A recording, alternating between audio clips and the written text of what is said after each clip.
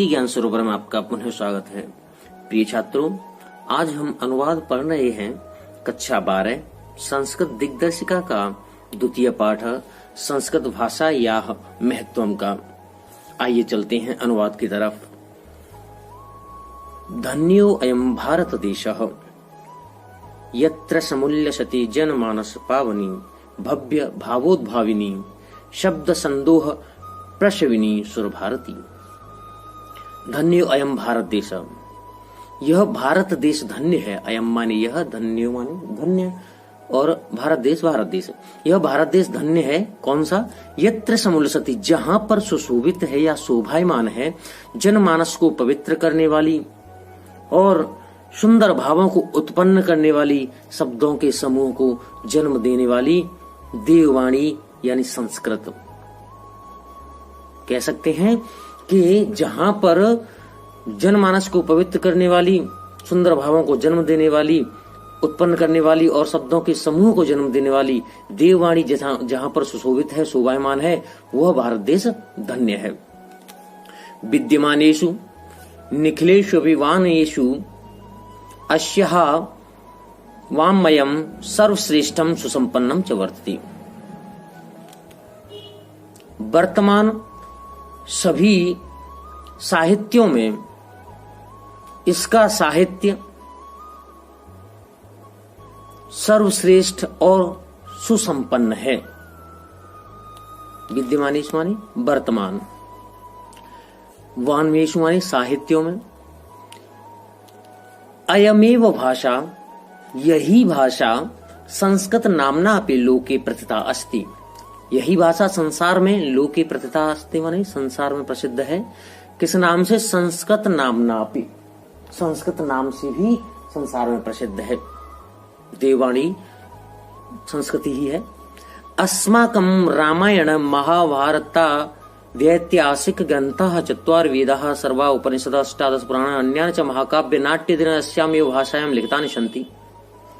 हमारे रामायण, अस्माकं माने हमारे, रामायण, महाभारता ऐतिहासिक ग्रंथः, महाभारत आदि ऐतिहासिक ग्रंथ, चत्वारो वेदाः, चारों वेद, सर्वा उपनिषदः, सभी उपनिषद, अष्टादश पुराणानि, अष्टादश माने 18 पुराण, अन्यानि च महाकाव्य, और अन्य महाकाव्य, नाट्यादीन नाटक, अस्यामेव भाषायाम, इसी भाषा में, लिखितानि सन्ति, लिखे हुए हैं या लिखे गए हैं। यमी भाषा, यही भाषा ही सर्व सामार्य भाषा नाम जननी इति मन्यते भाषा तत्वविदिः। भाषा वैज्ञानिक, भाषा के जो जानकार हैं, भाषा विशेषज्ञ का मानना है कि यही भाषा सभी आर्य भाषाओं की जननी है। जननी माने जन्म देने वाली या माता। सर्वसम आर्य भाषाणाम, सभी आर्य भाषाओं की जननी इति मन्यते, इसको मानती हैं। कौन मानते हैं? भाषा तत्वविद, भाषा के तत्व को जानने वाले यानी भाषा वैज्ञानिक, भाषा विशेषज्ञ जो है।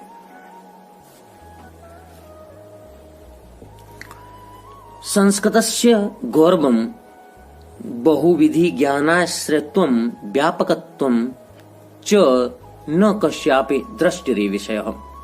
संस्कृतस्य गौरवम्, संस्कृत का गौरव, अस्य, प्रिय छात्रों, संस्कृत भाषा में जहां जिस शब्द के पीछे अस्य लगा होता है, वो आप जिस प्रकार से अंग्रेजी भाषा में एपॉस्ट्रोफी एस का यूज करते हैं का, की, के लिए, ऐसे ही संस्कृत में अस्य का प्रयोग का, की, के लिए किया जाता है।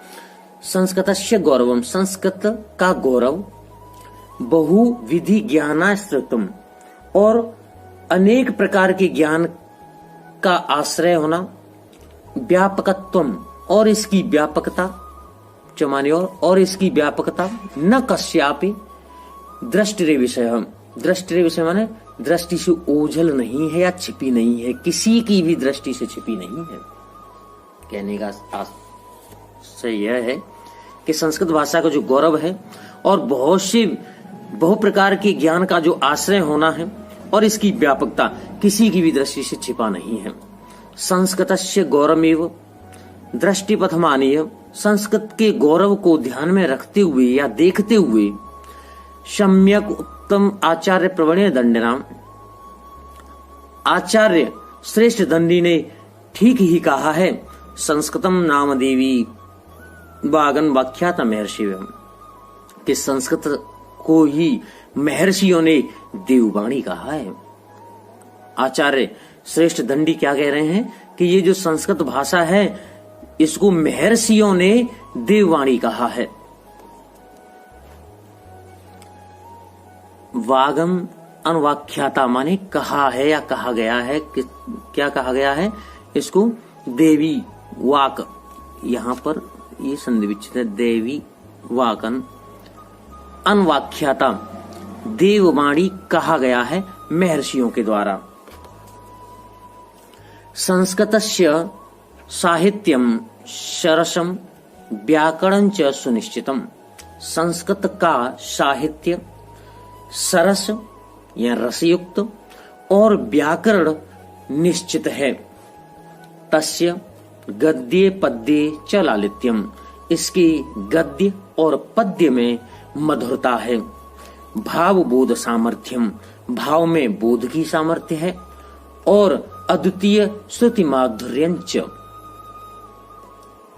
और यह बहुत ही श्रुति माधुर्य है। कहने का तात्पर्य है कर्ण प्रिय है, सुनने में बहुत मधुर लगती है। आपको शायद वैसे ही पता होगा, जब आप कथा भागवत सुनते हैं तब आपको हो सकता है आपको शायद संस्कृत समझ आए अथवा नहीं भी आए, तब भी जो भागवत वक्ता हैं, जो वहां भागवत वक्ता जो भी हैं, उनके द्वारा संस्कृत में जो श्लोक बोला जाता है उसको सुनना ही काफी अच्छा लगता है अपने आप में ही। श्रुति माधुर्यंच वर्तते, और अलौकिक अद्वितीय मतलब होता है जिसके समान कोई दूसरा ना हो। सुनने में यह बहुत ही मधुर है। किम बहुना चरित्र निर्माणार्थम यादृश सत्प्रेरणा संस्कृत वान्मयम ददाति न तादृशी किंचित दन्यत।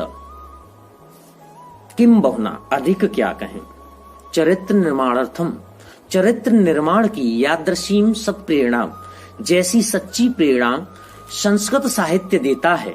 संस्कृत वान्मयम ददाति, संस्कृत साहित्य देता है, न तादृशी किंचित अन्यत, वैसी कोई अन्य दूसरा नहीं देता।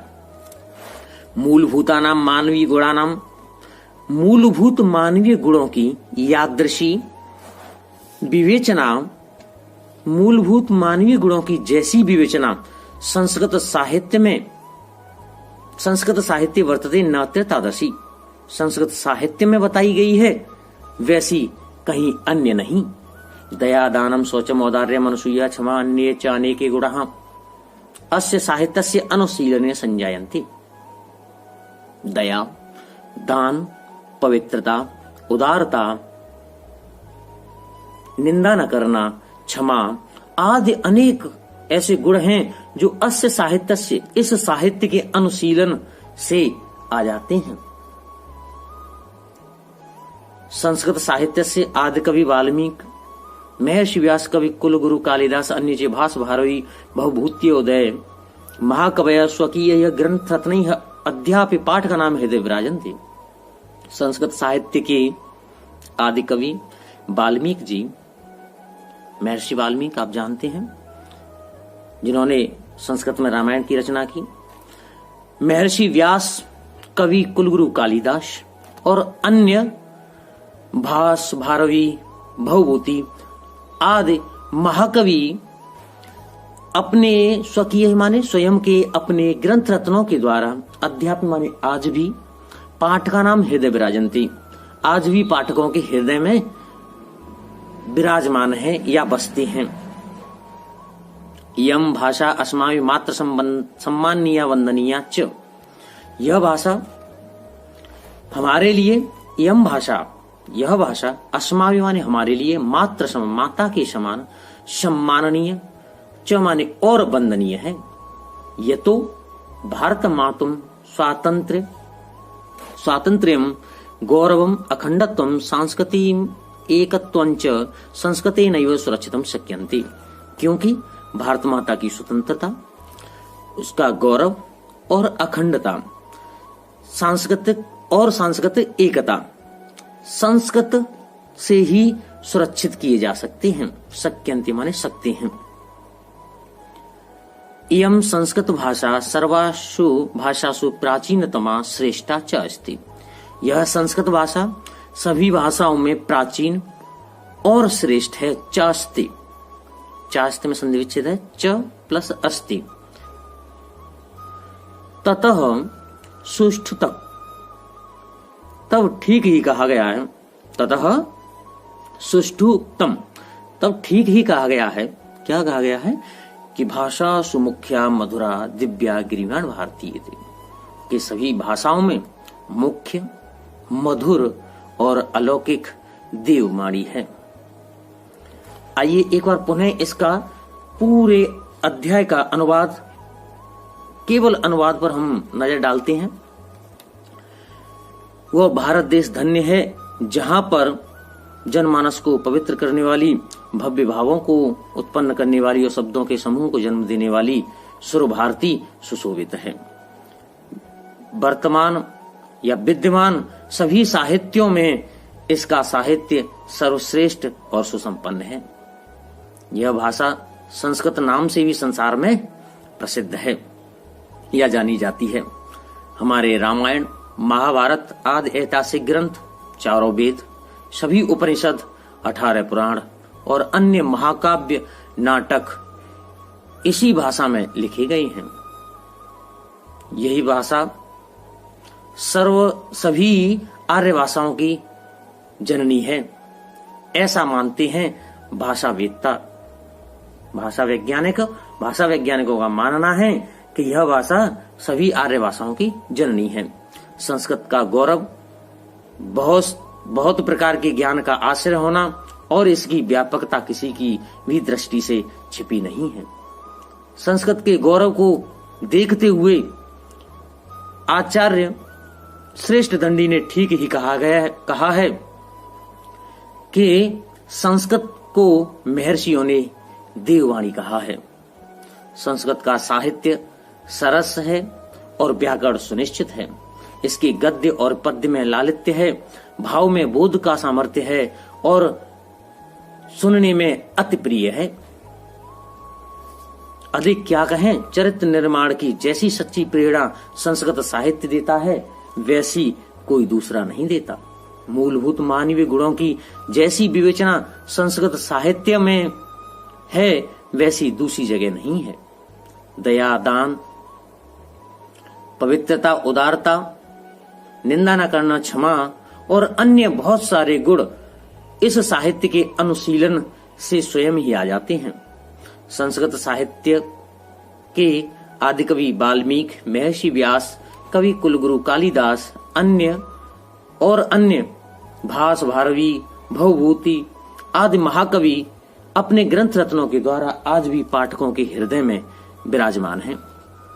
यह भाषा हमारे लिए माता के समान सम्माननीय और वंदनीय है। इसी से भारत माता की स्वतंत्रता, उसका गौरव, अखंडता और सांस्कृतिक एकता संस्कृत से ही सुरक्षित किए जा सकते हैं। ये तो माने क्योंकि भारत माता की जो स्वतंत्रता है, उसका गौरव, अखंडता और सांस्कृतिक एकता संस्कृत के द्वारा ही सुरक्षित किए जा सकते हैं। यह संस्कृत भाषा सभी भाषाओं में प्राचीन और श्रेष्ठ है। तो ठीक ही कहा गया है कि सभी भाषाओं में मुख्य, मधुर और दिव्य देववाणी है। आइए चलते हैं श्लोकों की ओर। भाषा सुमुख्या मधुरा दिव्या ग्रीवाण भारती, तस्याहि मधुरं काव्यं तस्मादपि सुभाषितम्। भाषाओं में मुख्य, मधुर और दिव्य यानी अलौकिक कौन सी भाषा है? देववाणी है संस्कृत। ग्रीवाण भारती मतलब संस्कृत। संस्कृत सभी भाषाओं में मुख्य, मधुर और अलौकिक है। तस्या ही मधुरम, जितनी यह भाषा मधुर है, काव्य तस्मादपि सुभाषितम, इसका काव्य उससे भी अधिक सत्य एवं प्रिय है या सुंदर है। सुभाषितम मतलब सत्य एवं प्रिय। आपको पता ही होगा, भले ही संस्कृत समझ में कम आए, लेकिन जब सामने वाला कोई व्यक्ति यदि संस्कृत के श्लोकों का जब उच्चारण करता है तो वो बड़े ही कर्णप्रिय लगते हैं, सुनने में बड़ा ही आनंद आता है। तो यही बात यहाँ पर है, संस्कृत भाषा सभी भाषाओं में मुख्य, मधुर और अलौकिक तो है ही। जितनी यह भाषा मधुर है तो इसका जो काव्य है वो इससे भी अधिक सुंदर एवं प्रिय है। सुखार्थिन कुतो विद्या, कुतो विद्यार्थिन सुखम, सुखार्थी वा तजेद विद्या, विद्यार्थी वा त्यजेत सुखम। सुखार्थी न कुतो विद्या, सुखार्थी को विद्या कहाँ? सुखार्थी मतलब सुख को चाहने वाला, जिसे हर हालत में सुख चाहिए, कुछ सीखें ना सीखें, लेकिन जो सुख सुविधाएं हैं उनमें कमी नहीं आनी चाहिए। सुखार्थी न कुतो विद्या, सुख को चाहने वाले के पास विद्या कहाँ? कुतो विद्यार्थी न सुखम, और विद्यार्थी के लिए, जो वास्तव में विद्यार्थी है, उसके लिए सुख कहाँ? विद्यार्थियों को विद्या ग्रहण करने के लिए अपने ऐशो आराम की जिंदगी को छोड़ करके, अपने गांव घर को छोड़ करके, कहाँ रेंट पर रूम लेकर के, और किस तरह से खाने पीने की व्यवस्था, वहाँ सारी व्यवस्थाएं खुद से ही व्यवस्थित करनी पड़ती हैं, और तब जाकर के कहीं वो लोग शिक्षा प्राप्त करते हैं वहाँ इतनी मुसीबतों में। और वो जब किसी मुकाम को हासिल करके आते हैं तो वही मेहनत है, और वही यहाँ पर चीज़ें बताई गई हैं कि उनके उस जीवन में, विद्यार्थी जीवन में सुख नहीं होता। तो जो सुख को चाहने वाला है उसको विद्या कहाँ, और विद्यार्थी के लिए सुख कहाँ? सुखार्थी व तजिद विद्याम, सुख को चाहने वाला तो विद्या का त्याग कर दे या कर देना चाहिए। जो सुख को चाहने वाला है उसे तो वास्तव में विद्या को छोड़ देना चाहिए, वो उसके बस की बात नहीं है। और विद्यार्थी व तजिद सुखम, और विद्या को चाहने वाला सुख का त्याग कर दे। हो जल बिंदु निपातेन क्रमशः पूर्यते घटः, सह हेतुः सर्व विद्यानां धर्मस्य च धनस्य च। जल बिंदु निपातेन, जल बिंदु मतलब जल की बूंद, निपातेन क्रमशः लगातार या निरंतर गिरते रहने से, पूर्यते घटः, घटः आप जानते होंगे घड़ा, पूर्यते माने पूरा भर जाता है। यदि जल की बूंद निरंतर कंटिन्यूसली गिरते रहने से एक घड़ा भी पूरा भर जाता है। सह हेतु सर्व विद्यानाम, यही कारण है सर्व विद्यानाम, सभी प्रकार की विद्याओं में, धर्म के लिए और धन का भी। कहने का तात्पर्य यह है कि एक साथ सारी चीजें नहीं आ सकती आपसे, लेकिन जब आप थोड़ा थोड़ा करके सीखते हैं तो आप बहुत कुछ सीख जाते हैं। ऐसे ही धर्म एक साथ नहीं हो सकता, आप थोड़ा थोड़ा जैसे जैसे भी संभव हो सके आप धर्म कीजिए। इस तरह से आप अत्यधिक धर्म आप अर्जित कर पाएंगे। यही कारण धन के विषय में भी है। धन एक साथ से इकट्ठा नहीं हो सकता, ना ही उचित है, ना करना चाहिए। अपितु छोटा छोटा धन थोड़ा थोड़ा करके होता है ना, छोटी छोटी बचत बड़ी खुशी। तो इस तरह से यही कारण है क्रमशः निरंतर पड़ते रहने से। जैसे एक बूंद निरंतर पड़ती रहती है, निरंतर गिरती रहती है किसी घड़े में, तो ये बात सही है कि एक दिन में घड़ा नहीं भर जाता, लेकिन एक दिन अवश्य भर जाता है। तो जल की भी बूंद निरंतर गिरते रहने से घड़ा पूर्ण हो जाता है, पूरा भर जाता है। यही प्रयोजन है, यही हेतु है सब प्रकार की विद्याओं, धर्म और धन का। आगे चलते हैं। काव्य शास्त्र विनोदेन कालो गच्छति धीमताम् व्यसनेन च मूर्खाणां निद्रया कलहेन वा। काव्य शास्त्र विनोदेन कालो गच्छति धीमताम्, कालो माने समय, काल आप जानते हैं, और गच्छति माने जाता है, व्यतीत होता है, धीमता मतलब धैर्यवान लोगों का। जो सज्जन लोग हैं, धैर्यवान लोग हैं, उनका जो समय व्यतीत होता है, अथवा यूं कहें जो धैर्यवान लोग हैं वो अपना समय किस तरह से व्यतीत करते हैं, काव्य शास्त्र, काव्य करके, काव्य रचना करके, सुन करके, शास्त्र पढ़ करके, या हास परिहास करके। विनोदन मतलब हंसी मजाक, हंसी टिटोली करके, हास परिहास करके, इस तरह से जो धैर्यवान लोग हैं वो अपना समय व्यतीत करते हैं। व्यसनेन च मूर्खाणाम निद्रया कलहेन वा, और च माने और जो मूर्ख लोग होते हैं वो या तो व्यसनों से समय वो भी अपना पास करते हैं, पर उनका तरीका अलग है। किस तरह का है?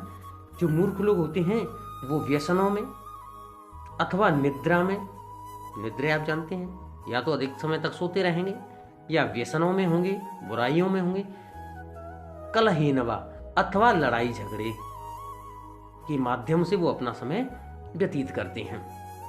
जो धैर्यवान लोग होते हैं वो काव्य शास्त्र पढ़ करके, हास परिहास करके अपने समय को व्यतीत करते हैं, जबकि इसके विपरीत जो मूर्ख लोग होते हैं वो अपना समय व्यसनों में, निद्रा में अथवा लड़ाई झगड़े में, कलह करके, कलह के द्वारा अपना समय व्यतीत करते हैं।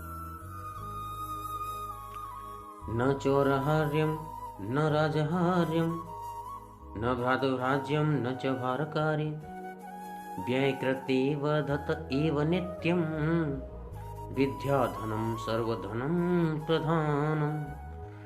न तो चोर हरण कर सकता है, न राजा छीन सकता है, न भाई भाज्यम बांट सकता है, न च भारकारी, और ना ही भार युक्त है। क्या नहीं है? व्यय करते, और एक और क्वालिटी और है, व्यय करते वर्धत एव नित्यम। सांसारिक और जो अन्य चीजें हैं उनको आप जितना खर्च करोगे वो बढ़ेंगी तो नहीं, जाहिर सी बात है, वो कम ही होंगी। तो व्यय करते वर्धत एव नित्यम, और निरंतर व्यय करने से, खर्च करने से, वर्धत एव नित्यम, नित्य ही बढ़ती है। इसीलिए विद्याधनम सर्वधनम प्रधानम, इसलिए विद्या रूपी धन को सभी धनों में श्रेष्ठ उत्तम कहा गया है। जिसको, या इसको हम इस तरह से लिखेंगे, जो अंतिम पंक्ति है, अंतिम जो लाइन है उसका अर्थ पहले से, विद्या रूपी धन को सभी धनों में प्रधान या श्रेष्ठ कहा गया है, क्योंकि इसको न तो कोई चोर चुरा सकता है, न राजा अपनी राज्य शक्ति के आधार पर उसको छीन सकता है, न कोई भाई बांट सकता है, और न ही यह भार युक्त है। और इसको जितना खर्च करें, व्यय करें, व्यय करने पर यह नित्य ही बढ़ती है। परोक्षे कार्यहंतारम प्रत्यक्षे प्रियवादिनम वर्जे तादृशम मित्रम विषकुंभम पयोमुखम।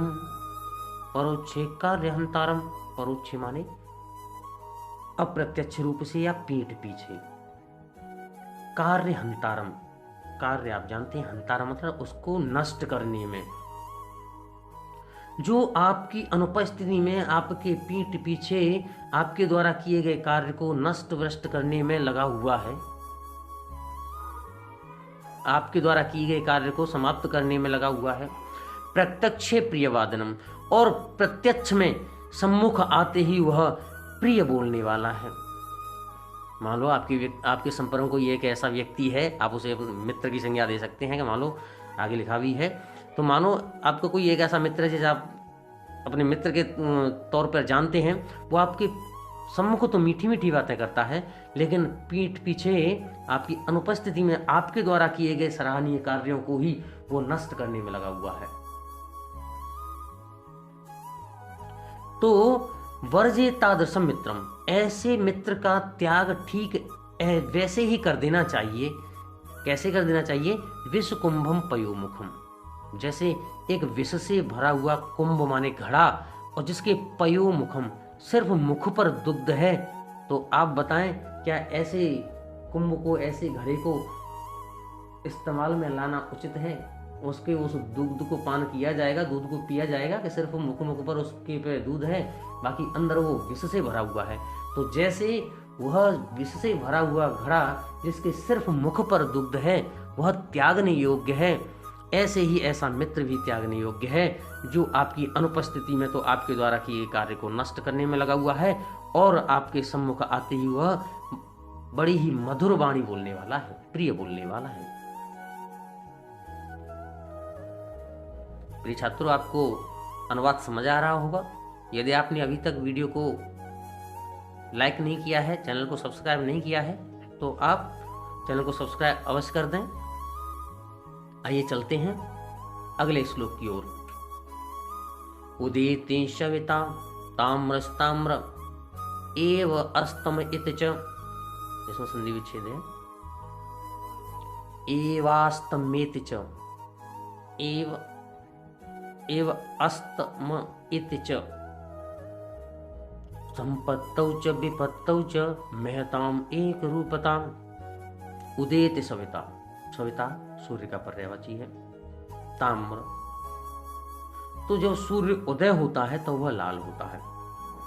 ताम्र एव अस्तम इति च, और जब अस्त होता है तब भी ताम्र होता है, तब भी लाल रंग रक्तवर्ण होता है, लाल होता है। आपने देखा होगा जब सूर्य उदय होता है तब वह लाल रंग का दिखाई देता है, और ठीक ऐसे ही जब वह अस्त होता है तब भी उसका जो रंग है वह लाल ही होता है। तो कहने का तात्पर्य यह है कि संपत्तौ च विपत्तौ च महताम एक रूपता। जो महान पुरुष होते हैं, जो धैर्यवान पुरुष होते हैं, वो संपत्ति आने पर अथवा विपत्ति आने पर, कुछ भी आए, या तो धन संपत्ति आए, ऐश्वर्य बढ़े, अथवा घोर विपत्ति आ जाए, तो वो दोनों ही स्थितियों में, दोनों ही परिस्थितियों में एक रूपता, एक रूप वाले होते हैं। बिल्कुल ऐसे ही जैसे उदय होता हुआ सूर्य लाल रंग का होता है और अस्त होते हुए समय भी सूर्य का जो रंग है वो लाल ही होता है, ठीक ऐसे ही जो महान पुरुष होते हैं वो संपत्ति आने पर अथवा विपत्ति आने पर डगमगाते नहीं है। ना तो संपत्ति आने पर उन्हें अत्यधिक घमंड ही होता है, और न विपत्ति आने पर एकदम से ही वो हतोत्साहित नहीं हो जाते हैं। विद्या विवादाय धनम मदाय शक्ति परेशान परपीडनाय खलस्य साधुः विपरीतमेत ज्ञानाय दानाय च रक्षणाय।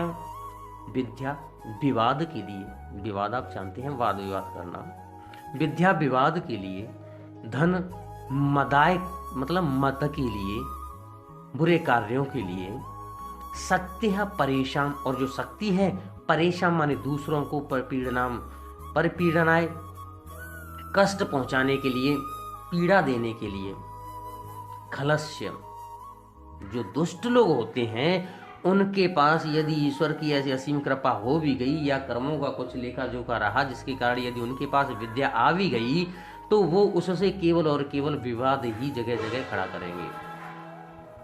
धनम मदाय, और यदि वो धनवान हुए तो वो अपने धन का उपयोग केवल मद के लिए करते हैं, और यदि वो शक्तिशाली हुए, उनकी भुजाओं में यदि बल रहा तो दूसरों को पीड़ा ही देंगे वो लोग। कौन? जो दुष्ट लोग होंगे। साधु, अब जो सज्जन लोग हैं विपरीत में इसके विपरीत ही, इसके अपोजिट ही, ज्ञानाय दानाय च रक्षणाय। ज्ञानाय, यदि उनके पास विद्या हुई तो विद्या का प्रयोग ज्ञान के लिए, धन का प्रयोग दान के लिए, और शक्ति का प्रयोग रक्षा के लिए करते हैं। जो दुष्ट लोग होते हैं वो विद्या का प्रयोग विवाद के लिए, धन का प्रयोग मद के लिए, और शक्ति का प्रयोग दूसरों को कष्ट अथवा पीड़ा पहुंचाने के लिए करते हैं। जबकि इसके विपरीत जो सज्जन लोग होते हैं वो विद्या का प्रयोग ज्ञान के लिए और धन का प्रयोग दान के लिए तथा शक्ति का प्रयोग रक्षा के लिए करते हैं। सहसा विद्धि न क्रियाम विवेकः परम आपदां पदम वृणुते विमृश्य कारणम गुणलुब्धाः स्वमेव संपदा। सहसा विदिधते न क्रिया, सहसा माने अचानक से, अचानक से कोई भी कार्य नहीं कर देना चाहिए। न क्रिया, नहीं कर देना चाहिए। अविवेक परमापदाम पदम, क्योंकि अविवेक यानी अज्ञानता, इसमें संधि विच्छेद है, अंदर अविवेक है इसमें। तो जो अविवेक है, अज्ञानता है, वो अनेक आपदाओं को शरण देने वाली है, अथवा यूं कहें अविवेक के द्वारा अनेक अनेक आपदाएं आती हैं। वृणुते ही विमृश्य कारणम गुण लब्ध्वा स्वमेव संपद। और जो विचार करके काम करते हैं, सोच विचार के साथ काम करते हैं, उनके पास तो स्वयं ही स्वमेव संपद, अपने आप ही समस्त संपत्तियों की जो देवी हैं, अथवा यूं कहें लक्ष्मी, उसका तो स्वयं ही वरण कर लेती हैं। गुणों की लोभी गुण लुब्धा, गुणों की लोभी माँ लक्ष्मी उनका स्वयं ही वरण कर लेती हैं। वज्रादपि कठोराणि मृदून कुसुमादपि लोकोत्तरां चेतांसि को नु विज्ञातुमर्हति। वज्रादपि कठोराणि, वज्र से भी कठोर। वज्र सबसे शक्तिशाली जो इंद्र का जो एक अस्त्र है। मृदून कुसुमादपि, और पुष्प से भी कोमल। वज्र से भी कठोर और पुष्प से भी कोमल। लोकोत्राम चेतान से, महान पुरुषों के, सज्जन पुरुषों के मन को कौन विज्ञातुम असत्, भला कौन जान सकता है। समय आने पर जो सज्जन पुरुष होते हैं, वो समय आने पर वज्र से कभी कभी कठोर भी हो जाते हैं, तो कभी वो पुष्प से भी कोमल हो जाते हैं। उनकी ऐसे मन को, ऐसे हृदय को भला संसार में कौन समझ सकता है। आगे पढ़ते हैं। प्रीणाति यः सुचरितैः पितरं सपुत्रो, प्रीणाति यः सुचरितैः पितरं सपुत्रो, यद भर्तुरेव हितमिच्छति तत्कलत्रम्, तन्मित्रमापदे सुखे च समक्रियं यदा, एतत्त्रयं जगति पुण्यकृतो लभन्ते। प्रीणाति यः सुचरितैः, प्रीणाति माने प्रसन्नता, सुचरित माने सुंदर चरितों से, अपने सुंदर कार्यों से। पितरम सपुत्रो, पिता के लिए ऐसा पुत्र, एक ऐसा पुत्र जो अपने सुंदर कार्यों से, अच्छी क्रियाओं के द्वारा अपने पिता को प्रसन्नता दे। यद भर्तुरेव हितमिच्छन तत्कलत्रम,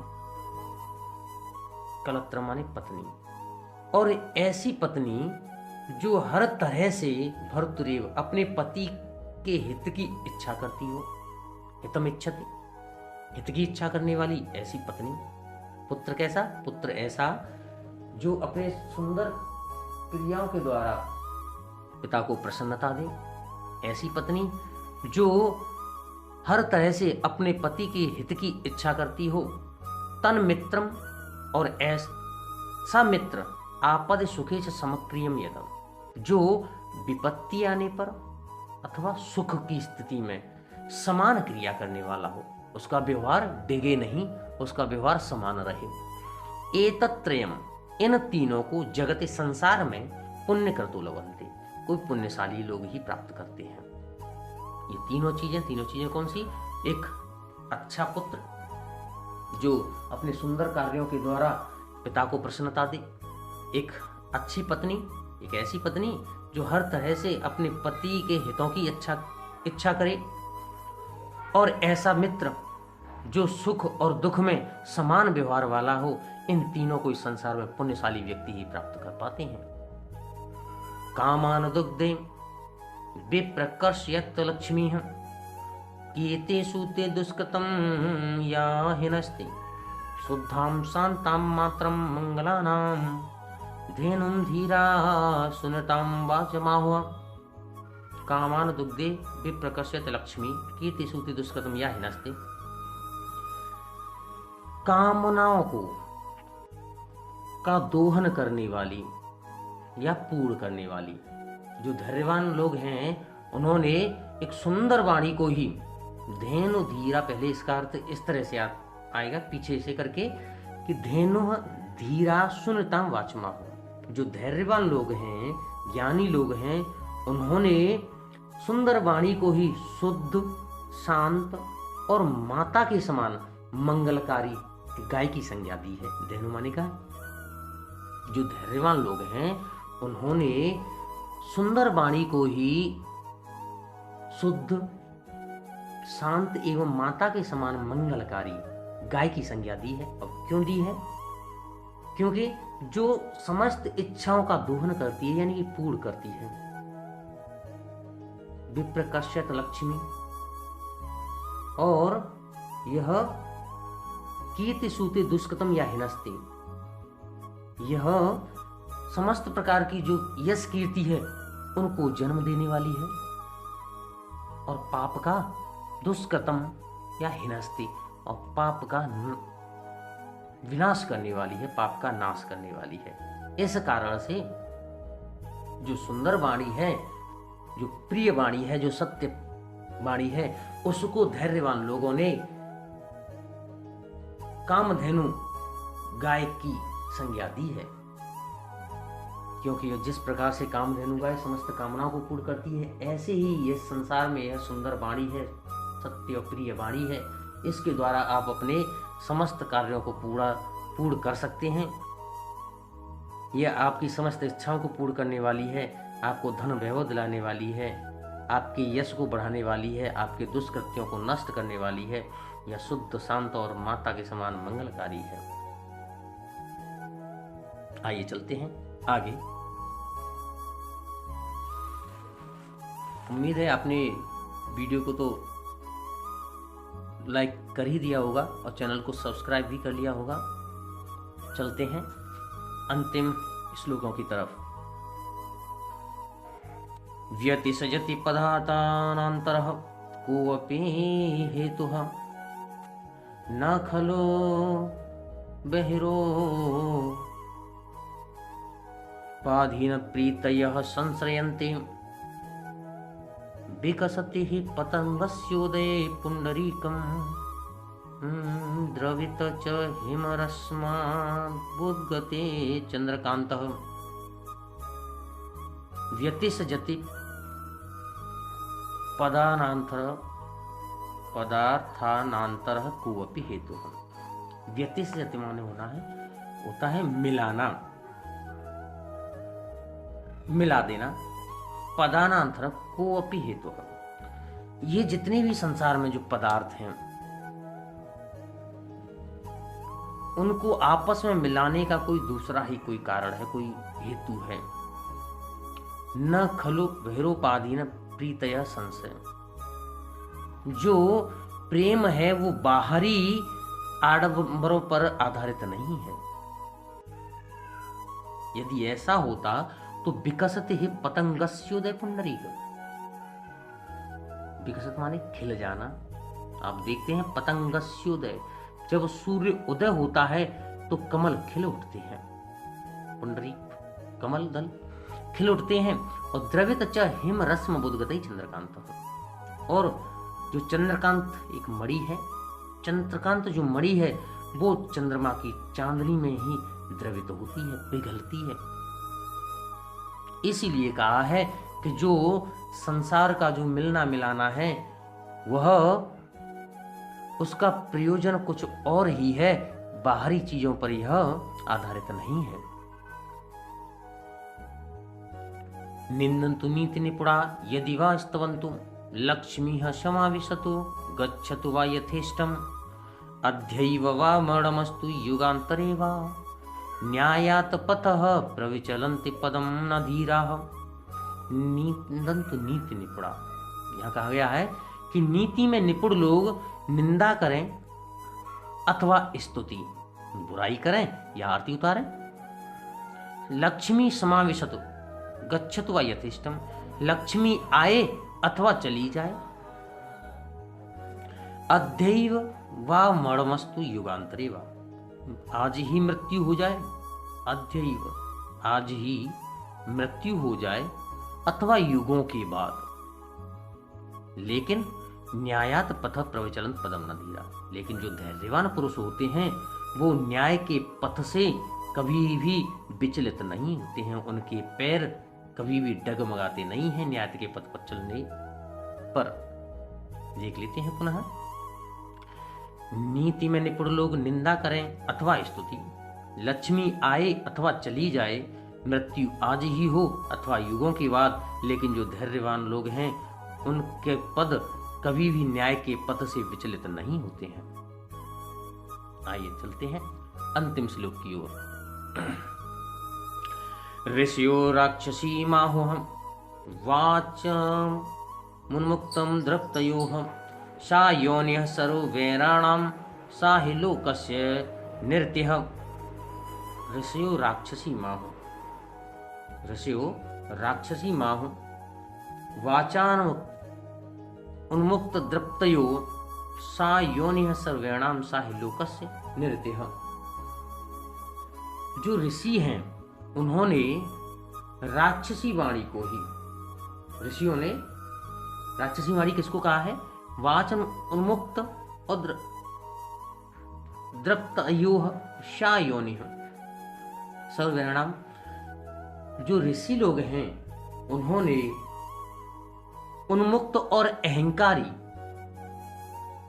उन्मुक्त और अहंकारी वाणी को ही राक्षसी वाणी कहा है।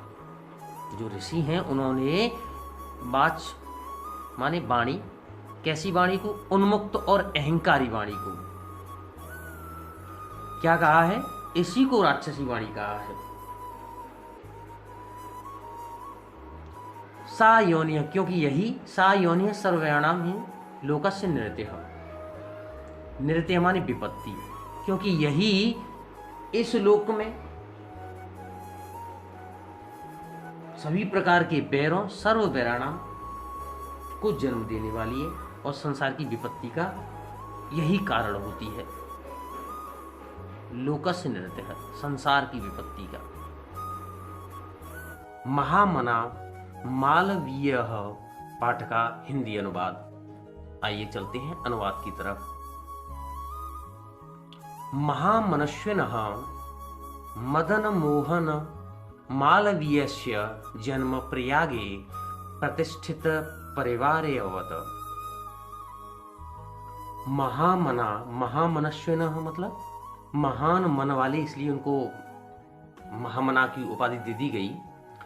तो महामना मदन मोहन मालवीय जी का अस्य मैंने आपको पहले भी बताया है, जहां अस्य लगा हो उसका अर्थ का की के की तरह से हम समझते हैं। जैसे अंग्रेजी भाषा में एपस्ट्रॉफी एस का प्रयोग होता है, ऐसे ही संस्कृत में अस्य लगने से इसका अर्थ का की के लिए निकलता है। तो महामना मदन मोहन मालवीय जी का जन्म प्रयाग के एक प्रतिष्ठित परिवार में हुआ था। प्रतिष्ठित परिवार आप जानते ही हैं, एक सम्माननीय परिवार। अस्य पिता पंडित ब्रजनाथ मालवीय संस्कृतस्य सम्मान्यः विद्वान आसीत। इनके पिता, जिनका नाम था पंडित ब्रजनाथ मालवीय जी, इनके पिता पंडित ब्रजनाथ मालवीय जी संस्कृत के एक सम्माननीय विद्वान थे। अयम प्रयागे एवं संस्कृत पाठशालायां राजकीय विद्यालय म्योर सेंट्रल महाविद्यालये च शिक्षां प्राप्य अत्रैव राजकीय विद्यालये अध्यापनम् आरब्धवान्। अयम प्रयागे एव माने ही, इन्होंने प्रयाग में ही संस्कृत पाठशाला, संस्कृति एक पाठशाला और राजकीय विद्यालय और म्योर सेंट्रल महाविद्यालय डिग्री कॉलेज चमाने, और इन्होंने प्रयाग में ही संस्कृत पाठशाला, राजकीय विद्यालय और म्योर सेंट्रल महाविद्यालय शिक्षा प्राप्य से शिक्षा प्राप्त करके या शिक्षा प्राप्त की अत्रैव, और यहीं पर, यहीं कहां? राजकीय विद्यालय, राजकीय विद्यालय में अध्यापनम आरब्धवान, अध्यापन कार्य प्रारंभ कर दिया। अध्यापन मतलब पढ़ाना प्रारंभ कर दिया। एक बार पुनः देखते हैं। इन्होंने प्रयाग में ही संस्कृत पाठशाला में, राजकीय विद्यालय और म्योर सेंट्रल महाविद्यालय से शिक्षा प्राप्त करके यहीं राजकीय विद्यालय में अध्यापन प्रारंभ कर दिया। युवकः मालवीयः स्वकीयेन प्रभावपूर्ण भाषणेन जनानां मनांसे अमोहयत। युवक मालवीय ने स्वकीयेन अपने या स्वयं के ओजस्वपूर्ण भाषणों से, प्रभावपूर्ण भाषणों से, आप इसको ज्यों का त्यों समझ सकते हैं, प्रभावपूर्ण भाषणों से, भाषण आप जानते हैं बोलने की शैली, तो एक विशेष प्रभाव की ये वक्ता थे। इनका अलग ही अपना एक अनूठा अंदाज, अनूठा प्रभाव था। तो युवक मालवीय ने अपने ओजस्वीपूर्ण भाषणों से लोगों के मन को मोहित कर लिया, मोह लिया। अतः अस्य सुहृद, अतएव इनके चाहने वालों ने, सुहृद माने प्रियजनों ने, तम प्रांग विभाग पदवी प्राप्य, इनसे वकालत की पदवी प्राप्त कर, प्रांग विभाग पदवी मतलब वकील बन जाने के लिए, तो पदवी है तो कौन सी, किसके लिए बोला कि तुम वकालत कर लो। इनके चाहने वालों ने, इनके प्रियजनों ने इनसे वकालत की पदवी प्राप्त कर देशस्य श्रेष्ठतराम सेवाम कर्तुम प्रेरितवन्त, देश की सर्वोच्च सेवा करने के लिए इनको प्रेरित किया। एक बार पुनः देखते हैं। इनके चाहने वालों ने इनसे, इनको प्रेरित किया किस कार्य के लिए कि ये वकालत की पदवी प्राप्त करें और देश की श्रेष्ठतर सेवा करें। उच्चतम जो सेवा है वो एक वकील बनकर के की जा सकती है, ऐसा इनको प्रेरणा दी गई। किनके द्वारा? इनके मित्रवरों के द्वारा। तद अनुसारम तब इन्होंने क्रमशः अयम विधि परीक्षा उत्तीर्ण प्रयागस्थे उच्च न्यायालय प्रांग विभाग कर्मम कर्तुम आरभत। तदनुसार तब क्रमशः अयम विधि परीक्षा उत्तीर्ण, तब इन्होंने विधि की परीक्षा उत्तीर्ण की, कानून की परीक्षा, विधि माने कानून, कानून की परीक्षा उत्तीर्ण की प्रयागस्थे, और प्रयाग में ही उच्च न्यायालय, प्रयाग में ही स्थित उच्च न्यायालय में प्रांग विभाग कर्म कर्तुम आरभत, वकील बनके वकालत का कार्य इन्होंने प्रारंभ कर दिया। तब क्रमशः इन्होंने कानून की परीक्षा उत्तीर्ण कर प्रयाग में ही उच्च न्यायालय में वकालत का कार्य प्रारंभ कर दिया। विधि प्रकष्ट ज्ञानेन मधुरालापेन उदार व्यवहारेण च अयं शीघ्रमेव मित्राणां न्यायाधीशानां च सम्मान भाजनम अवत। विधेय प्रकष्ट ज्ञानेन, कानून के प्रखर ज्ञान, इनको कानून के विषय में बहुत ज्यादा प्रकष्ट ज्ञान हो गया था, तो कानून के प्रखर ज्ञान और मधुरालापेन, और मधुर बोलचाल से, मीठी भाषा से और उदार व्यवहार से, अयम शीघ्रमेव, ये शीघ्र ही मित्रों चमाने और न्यायाधीश के सम्मान के पात्र हो गए या बन गए।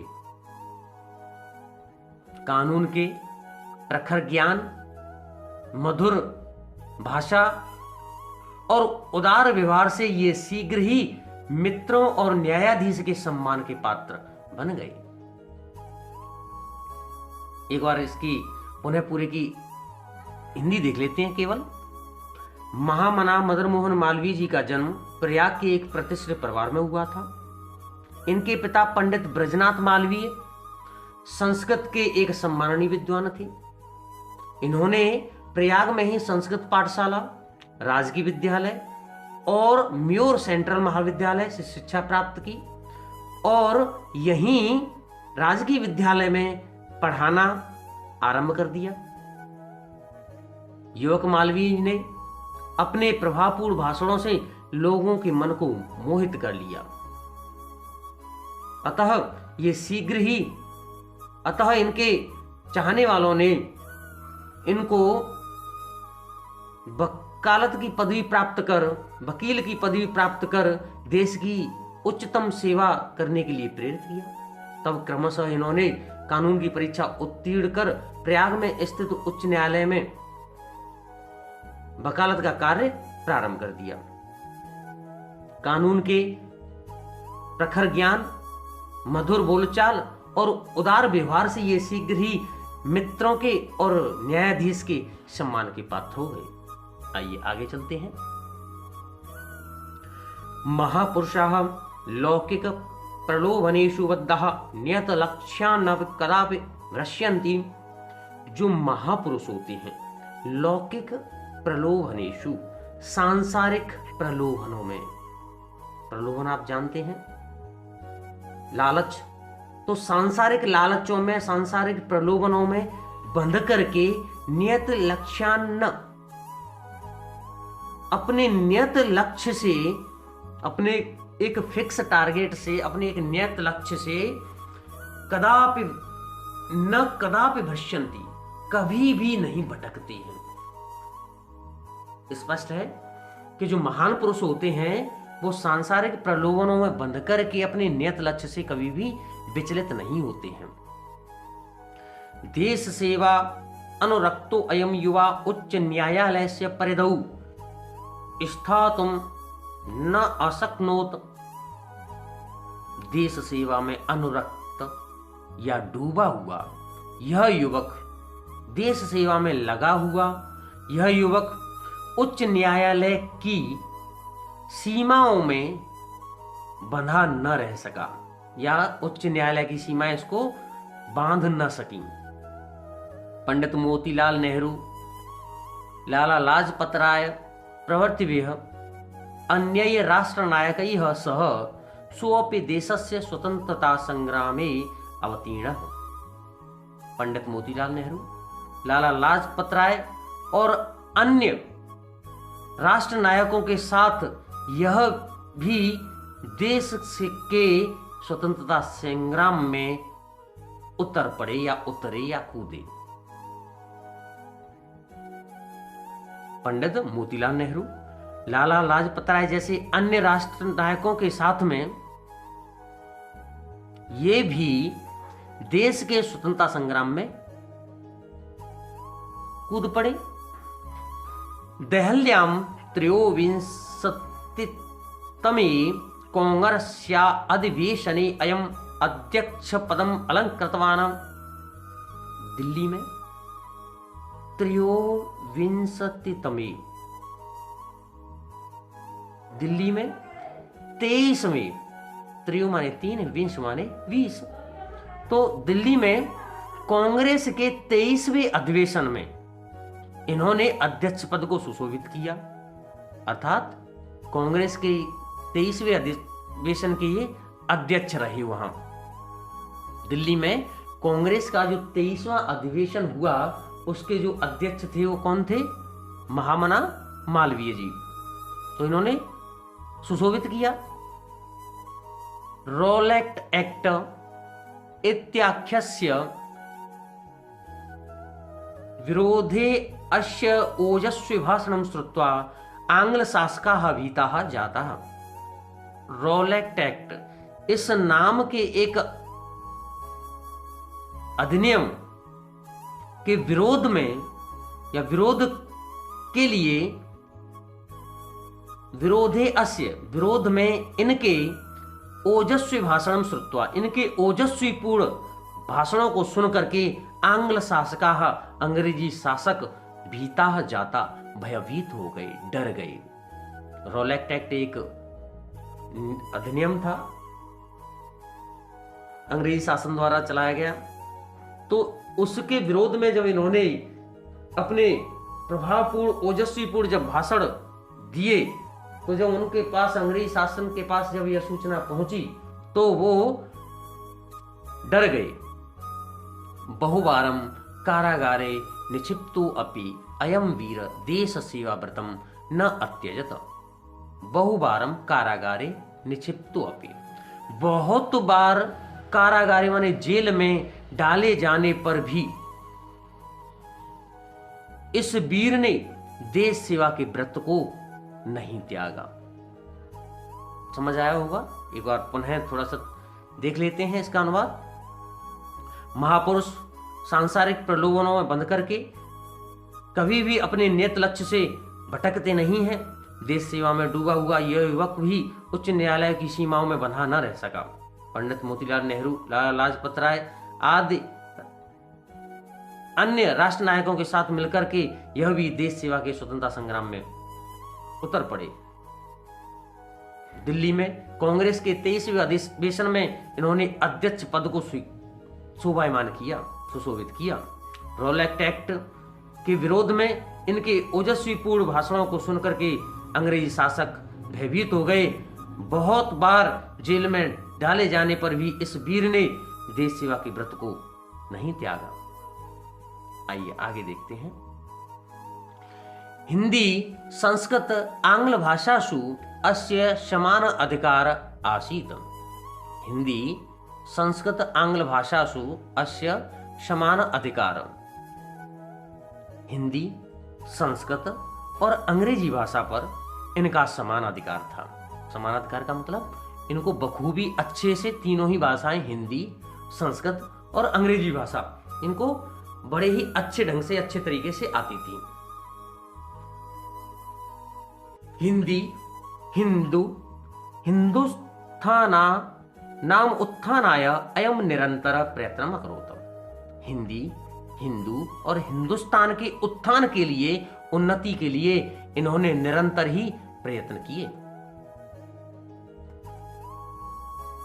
शिक्षाएव देशे समाजे च नवीन प्रकाशम उदेते।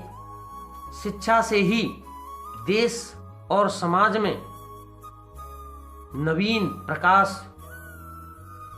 उदय होता है। अतः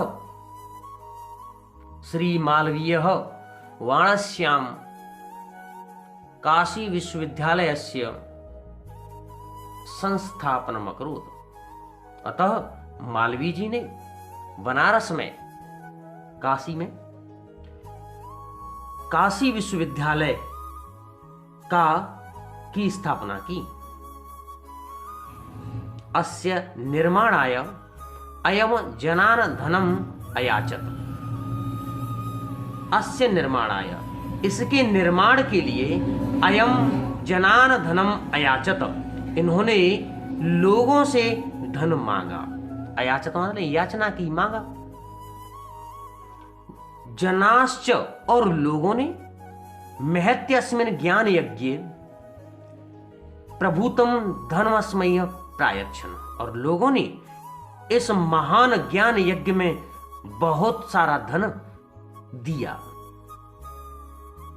तेन निर्मितो अयम, जिससे बना हुआ यह विशाल विश्वविद्यालय, यह विशाल विश्वविद्यालय भारतीय नाम दानशीलतया, भारतीयों की दानशीलता, श्री मालवीयस्य यश सह च, और श्री मालवीय जी की यश प्रतिमूर्ति रेव विभाति, श्री मालवीय जी की प्रतिमूर्ति की भांति सुशोभित है या खड़ा हुआ है। साधारण स्थिति को अपि जनः महतो उत्साहेन मनस्वितया पौरुषेण च असाधारणमपि कार्यम कर्तुं क्षमा। साधारण स्थिति वाला कोई व्यक्ति अपने महान उत्साह और मन से और पौरुष से असाधारण कार्य करने में सक्षम होता है या कर सकता है। इत्यो दर्शयति, यह दिखाया, यह दर्शाया मनीषी मूर्धन्य मालवीय। यह दिखाया किसने? ज्ञानियों के ज्ञानी मालवीय जी ने। ए तदर्थमेव जनास्तम महामना इत्युपाधिना अविधातुम मारब्धवन्तः। ए तदर्थमेव जनास्तम, इसी के अर्थ में या इसी के लिए ही या तभी से ही लोगों ने इनको महामना की उपाधि से या महामना के नाम से बुलाना प्रारंभ कर दिया। महामना विद्वान वक्ता धार्मिको नेता पटु पत्रकारश्चासीत्। महामना विद्वान वक्ता, वक्ता मतलब बोलने वाले, धार्मिक नेता और एक कुशल पत्रकार थे। परमाश्य सर्वोच्च गुण जन सेवयो आसीत, लेकिन इनका जो सबसे बड़ा जो सर्वोच्च गुण था वो लोगों की सेवा था। यत्र कुत्रापि, जहां कहीं भी, अयम जनान दुखितान पीन्यमानाश्च पश्यत तत्रैव स शीघ्रमेव उपस्थित। यह जहां कहीं भी लोगों को दुखी पीड़ित देखते वहां शीघ्र ही, तत्रैव स शीघ्रमेव उपस्थित, वहां यह शीघ्र ही उपस्थित हो जाते।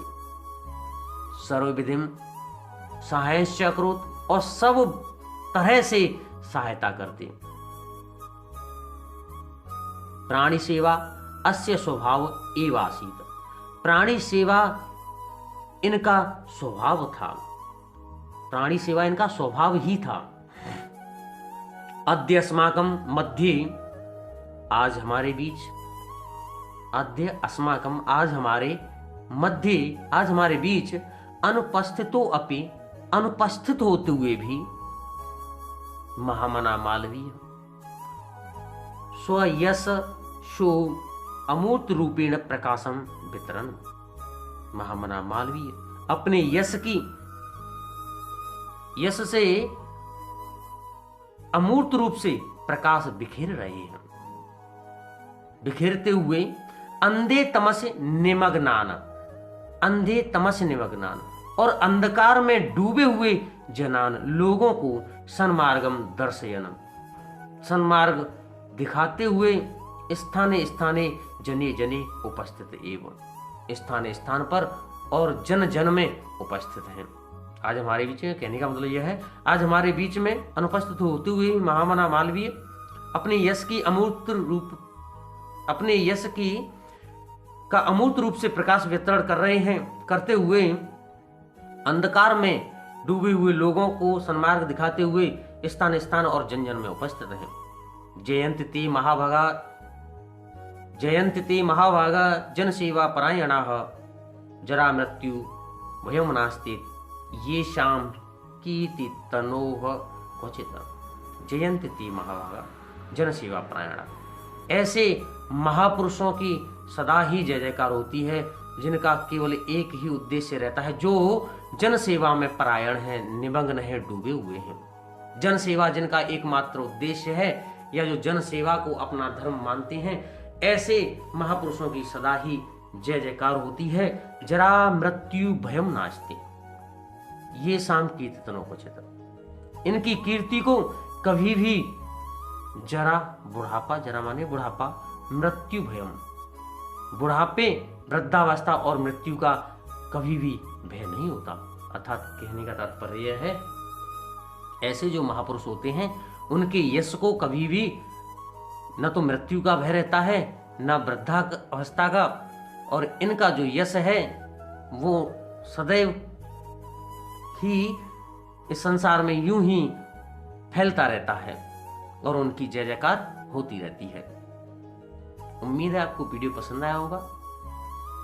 यदि आपको वीडियो पसंद आया हो तो वीडियो को लाइक करें, शेयर करें और चैनल को सब्सक्राइब करें। धन्यवाद।